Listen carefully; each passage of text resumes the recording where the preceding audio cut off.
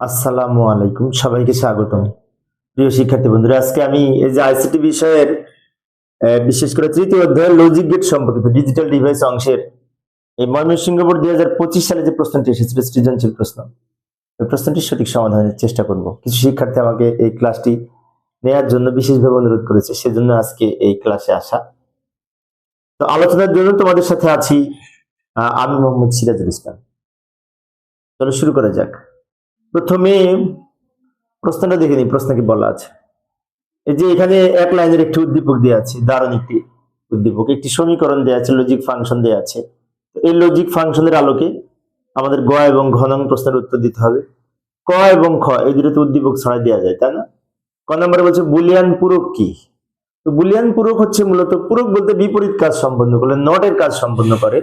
আমরা এইভাবে লিখতে পারি সংজ্ঞাটা, বুলিয়ান অ্যালজেব্রার যে কোনো চলকের মান 0 বা 1 হতে পারে, 0 বা 1 হতে পারে।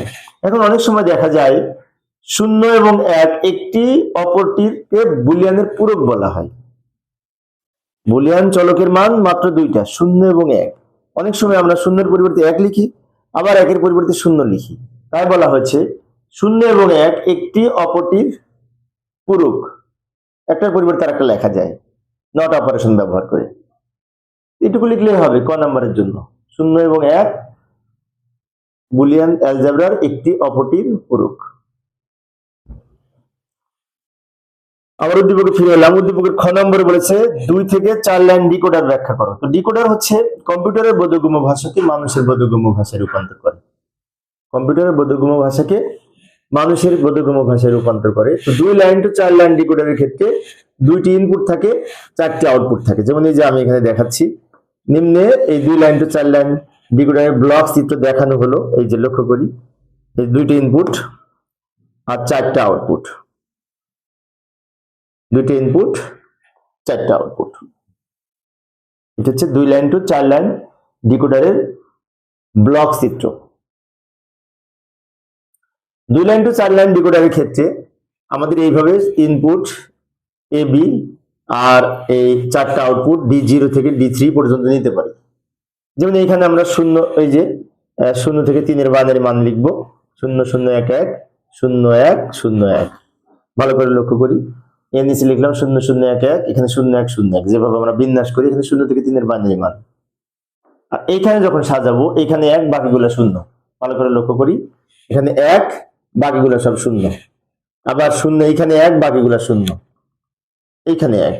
ভালো, আমি একটু বোঝাই দিচ্ছি, দ্রুত লিখে দিলাম। প্রথমে একটা 1, বাকিগুলো 0, তারপরে এইদিকে 0, তারপরে 1, তারপর 2টা 0 1, 3টা 0 1। এইভাবে এই ডিকোডারের যে আউটপুট এটা সাজাতে হয়।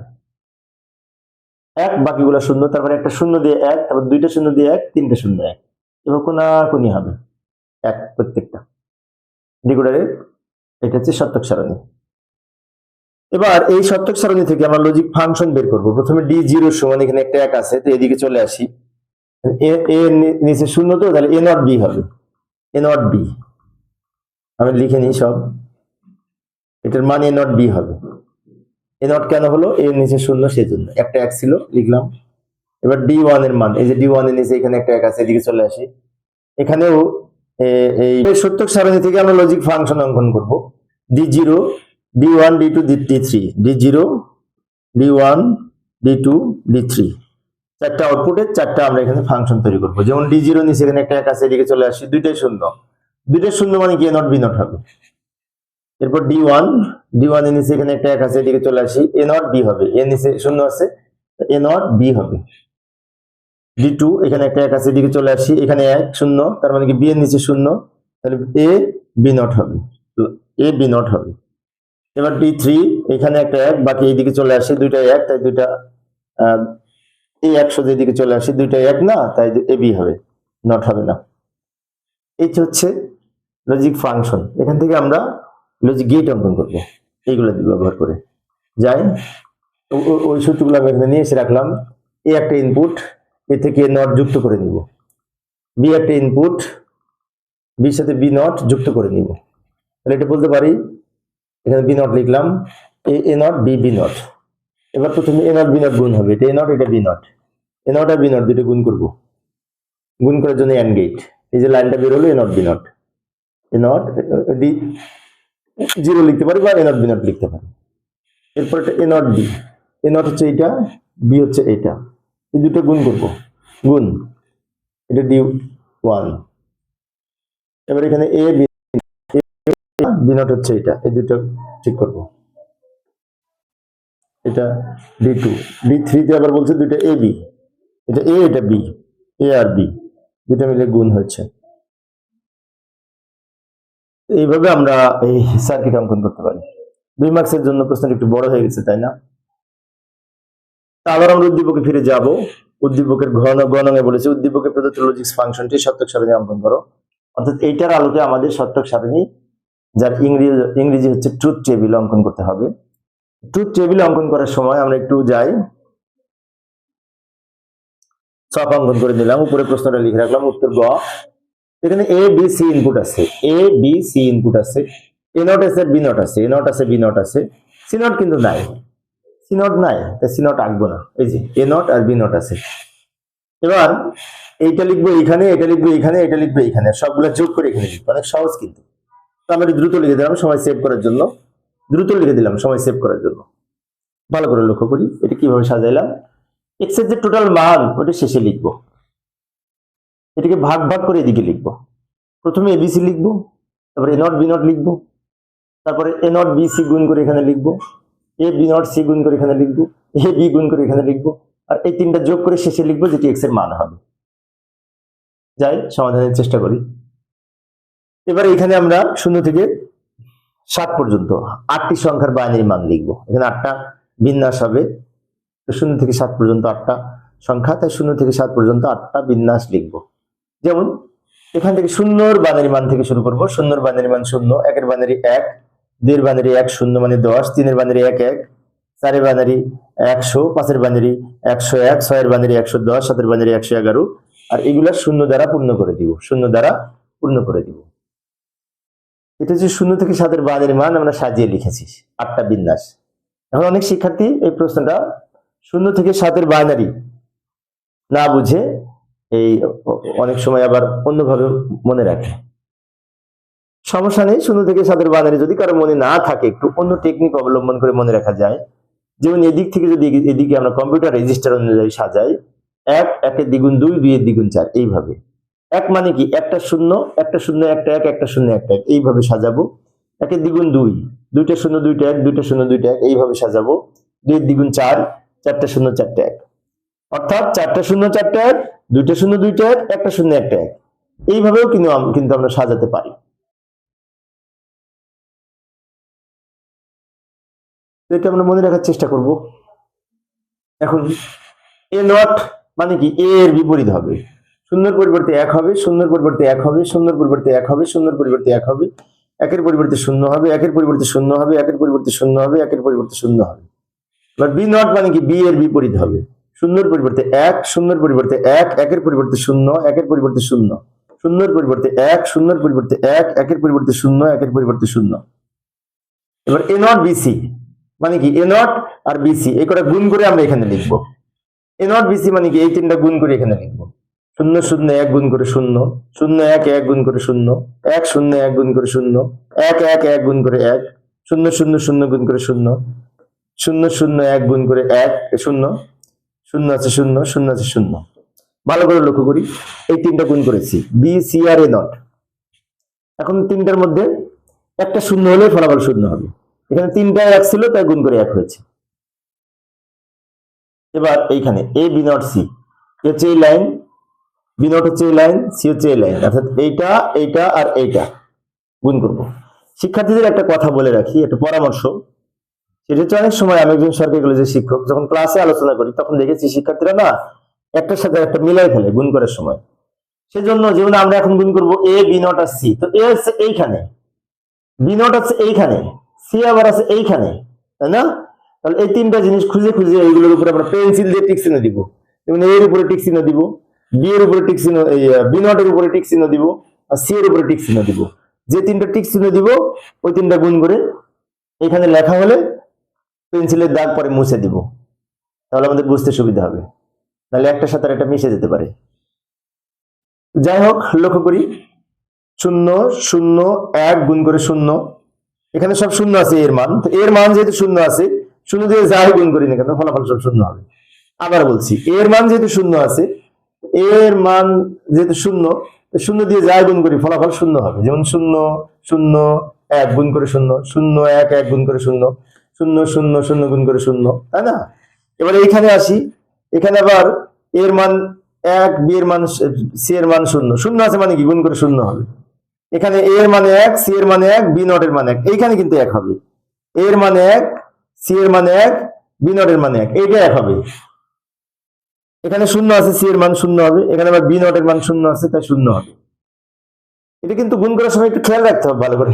আমি গুণ করেছি এ, সি আর বি নট, তাই 3টা লাইনের উপরে দাগ দিয়ে আমরা গুণ করব পরীক্ষার খাতায়, তাহলে ভুল কম হবে। এবার এবি গুণ করব। এবি গুণ করাটা সহজ, এই যে প্রথম 2 লাইন, 0 0 গুণ করে 0, 0 0 গুণ করে 0, 0 1 গুণ করে 0, 0 1 গুণ করে 0, 1 0 গুণ করে 0, 1 0 গুণ করে 0, 1 1 গুণ করে 1, 1 1 গুণ করে 1। এবার বাকিগুলো লিখবো, তাই না? এখানে এই এই 3টা যোগ করে লিখবো, এই যেমন এইটা এখানে আছে প্লাস, এটা এখানে আছে প্লাস, এটা শেষে আছে, তো 3টা যোগ করে এখানে লিখবো। 0 0 0 যোগ করে 0, 0 0 0 যোগ করে 0, 3টা 0 যোগ করে 0, এখানে 1 আছে তাই 1, 0 আছে 0, এখানে 1 আছে 1, এখানে 1 আছে 1, এখানে 1 আছে 1। এটা হচ্ছে আউটপুট। অনেক সহজ, কিন্তু একটু খেয়াল রাখতে হবে। প্রিয় শিক্ষার্থী বন্ধুরা, এই ছিল গ নাম্বারের উত্তর। আবার আমরা উদ্দীপকে ফিরে যাব, উদ্দীপকের ঘতে কি বলেছে দেখবো। উদ্দীপকের, আবার আমরা সেই উদ্দীপকে ফিরে এলাম। উদ্দীপকের ঘ নাম্বারে বলেছে, উদ্দীপকের লজিক ফাংশনটির সরলীকৃত মান শুধু নর গেট দ্বারা বাস্তবায়ন করে দেখাও। অর্থাৎ এখানে যে ফাংশনটা দেওয়া আছে, এটাকে নর গেট দ্বারা যদি বাস্তবায়ন করতে হয়, আমাদের সরল করতে হবে। সরল করে একটা মান বের হবে, সেটাকে লজিক সার্কিট অঙ্কন করতে হবে শুধুমাত্র নর গেট দ্বারা। যাই সমাধানের চেষ্টা করি। এখানে আমি উপরে এক লাইনে লিখে রেখেছি, উদ্দীপকের লজিক ফাংশনটির সরলীকৃত মান নর গেট দ্বারা বাস্তবায়ন করে দেখানো হলো। প্রথমে ওই সমীকরণটা লিখবো, আমি দ্রুত লিখে দিলাম সময় সেভ করার জন্য, এটা প্রশ্ন দেওয়া ছিল, এখন নর গেট দ্বারা বাস্তবায়ন করতে হলে আমাদেরকে এই প্লাসের উপরে নট থাকতে হবে, তা নাহলে নর হবে না। সেই জন্য আমরা একটা কাজ করলাম, এইটা তুলে নিলাম, এখানে যা আছে একবার তুলে নিলাম, উপরে যা আছে তুলে নিলাম, এখানে সবটার উপর ডাবল দাগ দিব। অনেক শিক্ষার্থীর মনে হতে পারে ডাবল দাগ দিব কেন? কারণ আমাদের এই যে ইনটু আছে না, ইনটুকে প্লাস করতে হবে, প্লাসের উপরে নট থাকতে হবে, এটার জন্য নট প্রয়োজন। একটা নোট দেওয়া যাবে না, ইচ্ছে করলে ডাবল নট দেওয়া যাবে, কিন্তু একটা নট দেওয়া যাবে না। আমরা প্রত্যেকটির উপরে ডাবল নট দিয়ে দিলাম। এখন নিচের নটটা যদি আমরা কেটে 3 খণ্ড করি ডি মর্গেনের উপপাদ্য অনুযায়ী, তাহলে এখানে প্লাস হবে, প্রত্যেকটা ইনটুর পরিবর্তে প্লাস হবে, প্লাসের উপরে আবার উপরের নটটা থেকে যাবে, তাই না? এই যে আমি দেখা দিচ্ছি, লক্ষ্য করি। পরের লাইনে আসি, পরের লাইনে আমরা এইভাবে লিখতে পারি। আমি একটু দ্রুত লিখলাম সময় সেভ করার জন্য, এই যে এটা ভাঙলাম কিভাবে, ইনটুর পরিবর্তে প্লাস হয়েছে, ইনটুর পরিবর্তে প্লাস হয়েছে, ফলে এই নিচের নটটা ভেঙে 3 খণ্ড হয়েছে, প্লাস। আবার এটা এরকম ভাঙবো আমরা, আমি দ্রুত দেখালাম সময় সেভ করার জন্য, আর উপরের নটটা থেকে গেল প্লাস। আবার এটা ভাঙবো এইভাবে, আমি একটু বুঝিয়ে দিচ্ছি, লক্ষ্য করি। এই ইনটুর পরিবর্তে প্লাস হয়েছে এবং নিচের নটটা ভেঙে 3 খণ্ড হয়েছে, প্লাস। এই নিচের নটটা ভেঙে 3 খণ্ড হয়েছে, ফলে এই ইনটুর পরিবর্তে প্লাস হয়েছে, প্লাস।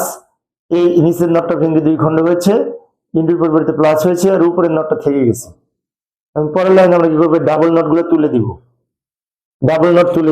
যেমন লক্ষ্য করি, ডাবল নট তুলে দিলে আমরা এইটা পাই, প্লাস এখানে যা বি থাকবে, বি ডাবল নটের পরিবর্তে প্লাস, এটা যা আছে থেকে যাবে। ভালো করে লক্ষ্য করি, বি এ ডাবল নটে কাটা যে এ থাকে, আর এই দুটো থেকে যায়, বি ডাবল নটে কাটা যে বি থাকে, এখানে যা আছে থেকে গেল। তোমাদের সব ঠিক আছে, অঙ্ক এই পর্যন্ত হয়েছে। এগুলো দ্বারা নর গেট তৈরি করা যাবে, কারণ প্লাসের উপরে নট আছে। কিন্তু একটা কথা আছে, কথাটা হচ্ছে এই প্লাসের উপরে কিন্তু ফাঁকা, এই প্লাসের উপরে ফাঁকা, এই প্লাসের উপরেও আমাদের নট দিতে হবে। এই প্লাসের উপরে নট দিলে একটা দেওয়া যাবে না, ডাবল দিতে হবে। তাই আমি এই লাইনটা আবার নিচে তুলে নিলাম দ্রুত সময় সেভ করার জন্য, দ্রুত তুলে নিলাম সময় সেভ করার জন্য, আমি দ্রুত তুলে দিলাম, এর উপরে ডাবল নট দিলাম। এইটাই তুলে নিয়েছি নিচে, তার উপরে ডাবল নট দিলাম। কেন ডাবল নট দিলাম? এই প্লাসের উপরে নট থাকা লাগবে সেই জন্য। এখন এটা দিয়ে যদি লজিক সার্কিট অঙ্কন করি, এই প্লাসের উপরে নট, এই প্লাসের উপরে নট, এই প্লাসের উপরে নট, সব প্লাসের উপরে নট আছে, মানে কি নর গেট হবে। নর বলতে অরের উপরে নট, অর্থাৎ প্লাসের উপরে নট বোঝায়। এখন এটা দ্বারা যদি লজিক সার্কিট অঙ্কন করি, এটা বিশাল লজিক সার্কিট হবে। আমি পরের পেজে নিয়ে যাচ্ছি, লিখে রাখলাম। এখানে আমরা লজিক সার্কিট অঙ্কন করব। প্রথমে এ আর এ একটা ইনপুট, এ সাথে নর গেট যুক্ত করে আমরা এ নট বের করে নিব। তাহলে এটা এ, এটা নট, এই নটটাকে আমরা নরের মাধ্যমে বাস্তবায়ন করেছি। অনুরূপভাবে বি একটা ইনপুট নিলাম, বি এর সাথে নর গেট যুক্ত করে এখানে আমরা বি নট বের করে নিলাম। অনুরূপভাবে সি একটা ইনপুট নিলাম, সি এর সাথে নর যুক্ত করে সি নট বের করে নিলাম। অনেক শিক্ষার্থী মনে হতে পারে এ নট তো দেখতে অন্যরকম, নট গেট তো নর রাখলাম কেন? কারণ এ নটকে আমরা যদি নরের মাধ্যমে উপস্থাপন করি তাহলে এরকম নর গেট করা যাবে। কিভাবে বলি? এটাও এ, এটাও এ, দুইটা এ যোগ করে একটা এ আর নট থেকে গেল। এটাও বি, এটাও বি, দুইটা বি যোগ করে এটা যোগের গেট, দুইটা বি যোগ করে একটা বি আর এই নট থেকে গেল। এটাও সি, এটাও সি, দুইটা সি যোগ করে একটা সি আর এই নট থেকে গেল। তার মানে কি এই নটকে যদি আমরা নরের মাধ্যমে উপস্থাপন করতে চাই, চিত্রটা এরকম হবে। তাহলে আমরা বলতে পারি A, A not, B, B not, C, C not, এটা বলতে পারি। এখন এটা দিয়ে যদি লজিক সার্কিট অঙ্কন করি, তাহলে প্রথমে এটা দেখে এ নট এর সাথে যোগ হবে বি নট আর এ এর সাথে যোগ হবে বি নট সি নট, এর সাথে যোগ হবে এই বি নট আর সি নট, যে A B not C naught, এই তিনটা মিলে কি হয়েছে? প্লাস হয়েছে। প্লাসের জন্য আর গেট, প্লাসের উপরে এই নট বসেছে, এই নট। তার মানে এই যে লাইনটা পেলাম, এই এবার এইটা অঙ্কন করবে, এইটা A not B C not, A not হচ্ছে এই লাইনটা, বি হচ্ছে যে এইটা, সি নট হচ্ছে এইটা। এটা দিয়ে লজিক সার্কিট অঙ্কন করবো, তাই না? তাহলে এটাও কিন্তু যোগ হয়েছে, যোগের জন্য অর গেট, অরের উপরে যে নট বসেছে নট, এখানে যেটা পেলাম এইটা, দ্রুত লিখে দিলাম সময় সেভ করার জন্য, এটা পেলাম এইটা। এবার এইটার জন্য A not plus B not, A not হচ্ছে এইটা, বি নট হচ্ছে এটা, এ নট আর এটা বি নট, তাই না? এ নট আর বি নট, এই দুটো মিলে কি হচ্ছে? আবার যোগ হয়েছে, যোগের উপরে নট বসেছে, তারপরে এটা হচ্ছে এ নট প্লাস বি নট, তারপরে নট। এবার সবার শেষে এই তিনটা কিন্তু যোগ হবে। আমরা একটু ছোট করব, এগুলো ছোট করব, ছোট করলাম। এইখানে আবার এরকম একটা নর গেট অঙ্কন করব, যেহেতু আমাদের সব নর গেটের মাধ্যমে বাস্তবায়ন করতে বলেছে। এখন এই যে নিচের নটটা না, এইটা, তারপরে আরেকটা নট আছে। যদি ডাবল নট থাকে তাহলে এইটার উপরে আমাদের আরেকটা নর গেট অঙ্কন করতে হবে। ফাইনালি এটা হচ্ছে এস এর মান বা এক্স এর মান, যাই বলি না কেন। অর্থাৎ এইখানে যেহেতু ডাবল নট ছিল, এই নটের যে আউটপুটটা বের হয়েছে, আউটপুটটাকে ইনপুট হিসেবে ব্যবহার করে আরো একটি নর গেট অঙ্কন করেছি। এখানে আমরা লক্ষ্য করে দেখতে পাই 1 2 3 4 5 6 7 8টা লজিক সার্কিট অঙ্কন করেছি, সবগুলি কিন্তু নর গেট। এই যে লক্ষ্য করি অরের সাথে নট যুক্ত হয়েছে, সবগুলো একই রকম দেখতে, মানে নর গেট, নর গেট দ্বারা বাস্তবায়ন হয়েছে। প্রিয় শিক্ষার্থী বন্ধুরা, এই ছিল আজকের আলোচনা। শিক্ষার্থীদের অনুরোধে আমরা অল্প অল্প করে আলোচনা করি, যাতে শিক্ষার্থীরা বোরিং ফিল না করে। পরের ক্লাসটি দেখার আমন্ত্রণ রইল।